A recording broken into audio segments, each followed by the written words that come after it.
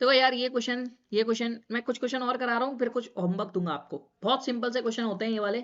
ठीक है, जब भी देखो, ये अभी तक एक भी क्वेश्चन मैंने ऐसा नहीं कराया, तो मैं करा देता हूँ। बेटा कभी भी आपको ऐसा कुछ दिया रहे, तो इसमें कुछ नहीं करना है, इसको क्या लिखो अपने मन से, दोबारा करो CA.CA, CA को 2 बार लिख सकता हूँ। यहाँ पे करो CD.CV। और बेटा यहाँ से क्या मिल जाता है, CA के डिवाइड लगा दो, कोई भी CV चाहे CD कुछ भी डिवाइड लगा दो, तो एक CD लगा देते हैं। और यहाँ पे लगा दो डिवाइड CV के नीचे CA। तो मतलब हमें यहां तक पहुंचना है, और इसके बाद हम बस मल्टीप्लाई कर देंगे तो हमें ये आ जाएगा। तो बेटा हमें क्या समझ में आ रहा है, हमें रेशियो इक्वल करना है। किस किस का रेशियो इक्वल करना है, CA अपॉन CD। बेटा CA क्या है, CA इज दिस लाइन, और CD क्या है, CD इज दिस लाइन। मतलब यहाँ पे एक एंगल ये दिया गया है, ठीक है। अब बेटा CB upon CA, what is CB, CB is this line, whole line. और what is CA, CA is this line. समझ में आ गई बात। तो आपको अब ट्राइंगल समझ में आ रहे होंगे कि हमें कौन से ट्राइंगल देखने हैं। तो बस सबसे पहले हमारा यही काम होता है कि हमें ट्राइंगल देखने हैं, भैया ट्राइंगल कौन से। ठीक है, तो अब आपको ये क्या इन्फॉर्मेशन दी गई, D is any point on BC, कुछ नहीं दिया गया, बस हमें 2 एंगल इक्वल दिए गए, बात खत्म हो गई। तो बेटा 2 एंगल इक्वल दिए गए, एक बात बताओ यार, ये तो बहुत ही इजी क्वेश्चन है। हमारा सबसे पहले ट्राइंगल हमें कौन सा सिमिलर दिखाने हैं, ये बताओ। सबसे पहले हमें चाहिए CA और CD। तो बेटा CA और CD तुम्हें दिख कहाँ रहे हैं, वो बताओ। CD इसमें दिख रहा है और CA इसमें दिख रहा है। बेटा तो एक ट्राइंगल अपना हो गया ACD, ये ट्राइंगल हो गया कि नहीं। और इसको हमें शो करना है सिमिलर होगा। बेटा दूसरा ट्राइंगल देखो कहाँ पे दिख रहा है आपको। दूसरा ट्राइंगल बेटा पहले इरेज करो इसे, ACD है ना, इसको वैसे राइटिंग में लिख देते हैं ACD। ये एक ट्राइंगल है, इसको शो करना है, किसके इक्वल शो करना है, देखो CB और CA। बेटा CB कहाँ है, CB ये पूरी लाइन है, और CA कहाँ है, ये रहा। तो बेटा ये पूरा ट्राइंगल ले लो ना, ABC। तो इसको मुझे ABC के कन्ग्रेंट प्रूव करना है, सिमिलर प्रूव करना है।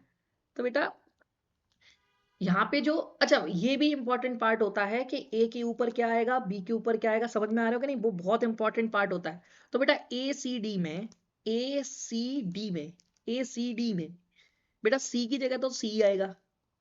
बेटा एक बात बताओ, ACD में D की जगह यहाँ पे A आ जाएगा, ठीक है ना, और यहाँ पे आ जाएगा B।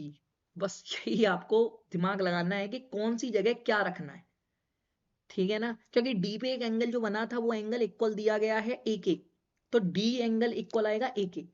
बेटा सी को तो हमने कांस्टेंट ही रखा है, तो बदल क्या रहा है, बदल रहा है आपका ए और बी। समझ में आ रहा है कि नहीं। तो जो आपका स्टार्टिंग पॉइंट है वहां पे अब बी है, जो कि ए था, उसमें ए था, ए पे एंगल नहीं बन रहा था। ठीक है, तो ये 2 ट्राइंगल आपको कन्ग्रेंट, सॉरी मैं बार बार कन्ग्रेंट आज क्यों बोल रहा हूँ, आई डोंट नो, बट ठीक है। हमें करना है सिमिलर। बेटा सिमिलर के लिए ध्यान से देखो, इस वाले ट्राइंगल में और इस वाले ट्राइंगल में सी एंगल कॉमन है कि नहीं है।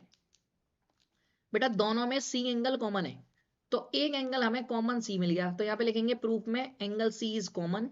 ये आप लिखना प्रूफ सबसे पहले गिवन लिखना, फिर आपको टू सो लिखना, फिर आप प्रूफ करना। तो एंगल सी कॉमन हो गया, ठीक है। ऐसे याद करा दूंगा ना तुमको एक एक चीजें कि तुम भूल नहीं पाओगे कभी कैसे करते हैं प्रूफ। तो एंगल सी कॉमन हो गया, एक चीज हो गई।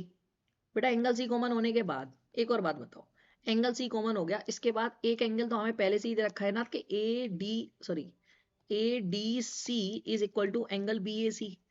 बेटा एक बात बताओ, एक एंगल ये हो गया, एक एंगल ये हो गया, भाई डबल ए से हो गया कि नहीं। तो डबल ए लगा लोगे तो ये खत्म हो गया कि नहीं। इज इज ओके, यस और नो, यस और नो, जल्दी बताओ। हमें एक एंगल सी कॉमन था दोनों ट्राइंगल में। सब देखो, सबसे पहला टास्क है इस टाइप के क्वेश्चन में, आप ट्राइंगल ढूंढो। कैसे ढूंढोगे ट्राइंगल, जो हमें इंफॉर्मेशन प्रूव करने के लिए दी होती है उसी को उल्टा उल्टा कैलकुलेट कर लो। तो जो हमने ये देखो उल्टा कैलकुलेट किया था, तो यहाँ से मुझे ये पता चल गया कि ट्राइंगल कौन से कन्ग्रेंट दिखा, वो सॉरी सिमिलर दिखाने हैं। सिमिलर दिखाने के लिए डबल ए चाहिए, डबल ए मिल गया, क्योंकि एंगल हमें पहले से ही गिवन था एक, तो हमें एक और ढूंढना था बस। ठीक है, मोस्ट प्रोबेबली केसेस में जब आपको एक एंगल गिवन होता है ना, तो एक एंगल कॉमन होता है, ये आप थोड़ा सा याद रखना। तो इसमें मुझे दिख गया कि एक एंगल कॉमन है, तो बस काम खत्म हो गया। ठीक है, आगे बढ़े। ठीक है ना, कोई दिक्कत हो तो बताना। ठीक।